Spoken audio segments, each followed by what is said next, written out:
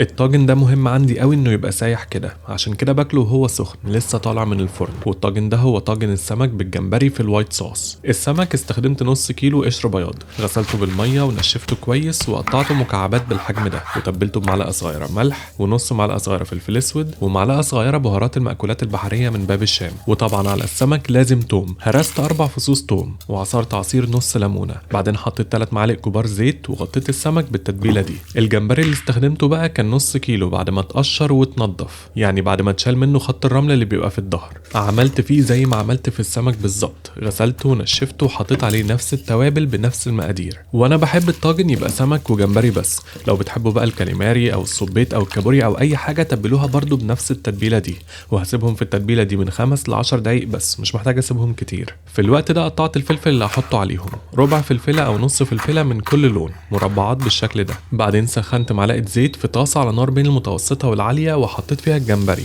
ووزعته كده عشان كل الجمبري يبقى لامس الطاسه. والجمبري بيستوي بسرعه جدا، نص دقيقه بس على اول وش، بعدين قلبته وسويته نص دقيقه على الوش التاني، وما تزودوش عن كده عشان لسه هيستوي تاني في الفرن. والجمبري لما بيستوي كتير بينشف. شلته بعدها ومكانه حطيت مكعبات السمك، بس سمك القشر البياض خصوصا لو مكعبات تخينه زي دي بياخد وقت اطول شويه، ممكن من دقيقه لدقيقتين على كل وش. بعدها برضو شلته من على النار، ومكانهم بقى حطيت الفلفل اللي قطعته ورشيت عليه رشه ملح وفضلت اقلبه كده عشان ما يبقاش ناشف قوي في الطاجن، ساتيه يعني. وهو دقيقه برضو بس او دقيقتين، وكده ما بقاش فاضل غير اني اعمل الصوص. هديت النار خليتها بين المتوسطه والهاديه، وسيحت 4 معالق كبار زبده، وفيهم حطيت 4 معالق كبار دقيق، ودوبت الدقيق في الزبده وفضلت اقلبه دقيقه كمان كده.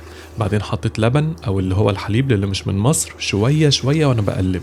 زي ما هو باين كان هيبقى احسن لي اعمل الصوص ده في طاسه اعمق او في حله، بس انا استخدمت الطاسه دي خلاص ومش عايز ازود مواعين زياده. ايوه بهدلت الدنيا حوالين الطاسه بس مش مهم، برضه ما زودتش مواعين. بعد ما وصلت لقوام بشاميل خفيف كده اللي هو قوام الكريمه كده، ما تخلوهوش يتقل عن الدرجه دي عشان يديكوا النتيجه السايحه اللي هتشوفوها في الاخر دي. تبلته هنا بنص معلقه صغيره ملح ونص معلقه صغيره فلفل اسود، ولو كنت استخدمت الجمبري بقشره وقشرته من الاول كنت سلقت القشر وحطيت من شوربته شويه، بس بما اني استخدمت جمبري متقشر فحطيت نص معلقه صغيره مرقه خضروات من باب الشام. هم عندهم برضو مرقه دجاج، بس على السمك مرقه الخضروات هتليق اكتر. تقلت كمان الصوص الخفيف ده بشويه جبنه موتزاريلا، لما الجبنه تسيح فيه هتلاقوها عملت الشكل الرهيب ده، والصوص بقى بيشد كده. حطيت في الاخر شويه شبت متقطع وكده خلاص. نص كميه الصوص ده حطيتها على السمك والجمبري اللي كنت شايله في الطاجن، وقلبتهم بالراحه عشان السمك ما يتقطعش.